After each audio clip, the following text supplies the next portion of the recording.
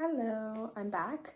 So this is a very candid video, as you can see, with all my laundry hanging in the back, but I really wanted to show off my beautiful Christmas tree.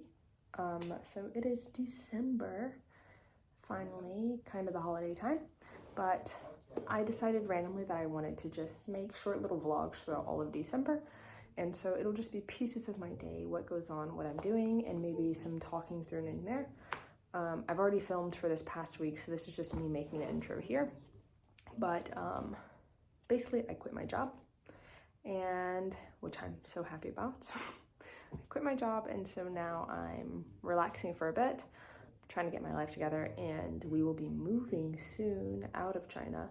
So I'm trying to get everything together for that. But these clips are a little bit of what I've been up to, what we're doing around the house, what we're doing out and about, and I hope you enjoy watching these clips.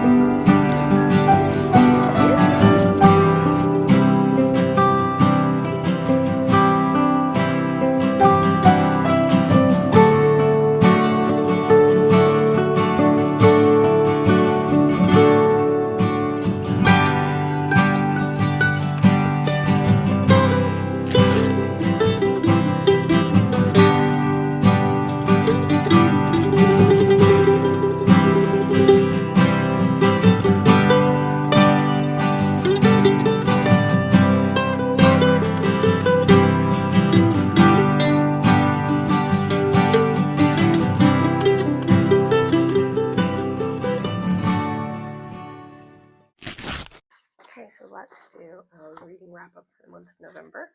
Sorry if the audio is bad. I'm using my microphone and I'm speaking very quietly because my husband is sleeping. But also ignore my drying laundry back there. We had to wash the cat bed and some things that he threw up on. But anyway, let's get right into it.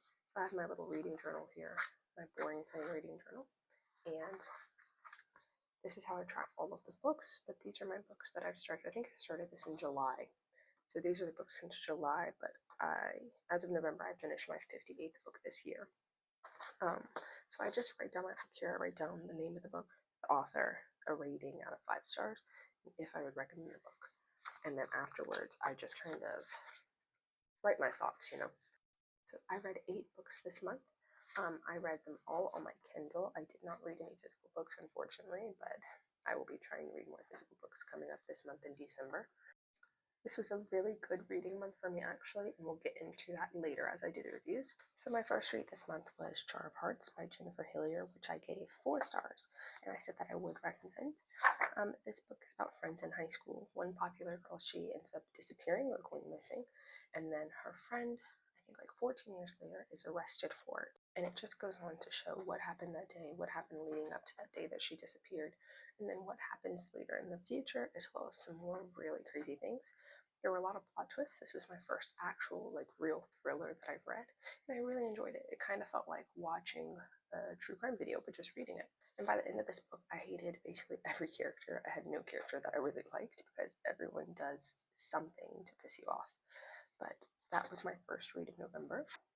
Okay, my second read of November was Lonely Crowds by Stephanie Wambubu, and I ended up giving this book 4.5 stars. I've looked online at a lot of the reviews, and people either hate this book or they love this book. There's no in between. but I actually really enjoyed it. So it's about two friends, Maria and Ruth. They are young and they both go to Catholic school together, and then they end up going to the same university. And then later, when they graduate, they both are trying to make it as artists in New York City. It's a book about obsession, grief, a lot of obsession, and this is also a book where I wanted the best for both of the characters, but you have to remember that things don't always go as planned. And I wrote down one thing from this book. I said that I'm glad I have no friends like Maria, and I'm glad that I'm not like Ruth. So it's more of just Ruth is a very obsessive person. She obsesses over things, she obsesses over people, and Maria is someone who thrives off of being obsessed over. And it turned into a very unhealthy friendship. So you just kind of follow them along throughout that and their life journey. My third and fourth reads for this month were I Want to Die, But I Want to Eat Tteokbokki, and I Want to Die, But I Still Want to Eat Tteokbokki, which is the second book, both by Beijing.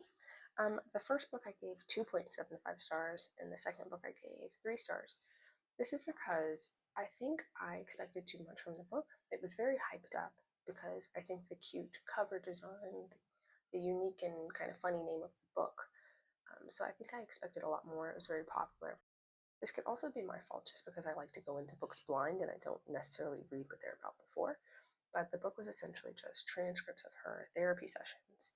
And the first book, it was a quick read, but it just seemed kind of flat. I mean, and I don't want to say too much because I know these are her real experiences, but it seemed like we were just talking about the problems with no progress, which is why I gave the second book a higher rating, a slightly higher rating, because she would have these therapy sessions, but then she would talk about her progress and how she fixed them, if she's improving, if she's not improving. So I felt like I got a little more from the book. I understand this book is written for people out there who feel this way, or if you don't feel this way, for you to understand that there are people out there who feel this way. Okay.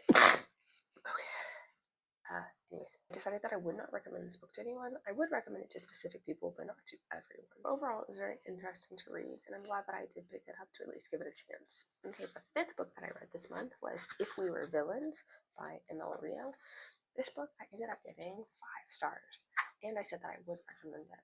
So it basically follows this group of 7 friends, 7 students. They're in the same program together at a special arts university, but they're specifically in the drama or theater portion of this program. But in this program, they only do Shakespeare plays, but not just your typical traditional get on a stage and perform. For example, there's a bonfire night for Halloween, and they don't know who's casted as what characters until the night of. When they show up, everyone's enjoying the bonfire, and then suddenly here comes someone saying their lines, and here comes someone else. It's a very real life experience, like actually in the field.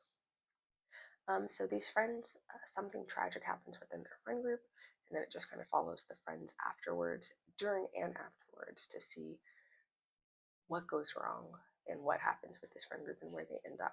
This was my first dark academia book, and I was hesitant at first because I thought that I wouldn't like dark academia because I enjoyed school. I don't know if I enjoyed reading about people in school, but I actually really enjoyed it. In the beginning, it was a little confusing because they do use these play lines to speak in their normal conversations, but after understanding this and just kind of getting used to it, it was much easier to read. The characters, they are all over the place. They're very unique.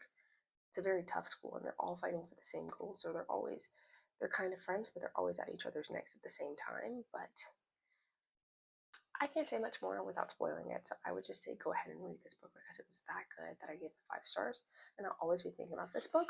And one of the quotes that I have from it is, "You can justify anything if you do it poetically enough." And anyways, I literally have here in my last sentence, it says, it was a slower paced book, but still perfect in my opinion. But basically, it was just a messed up group of friends, which is true.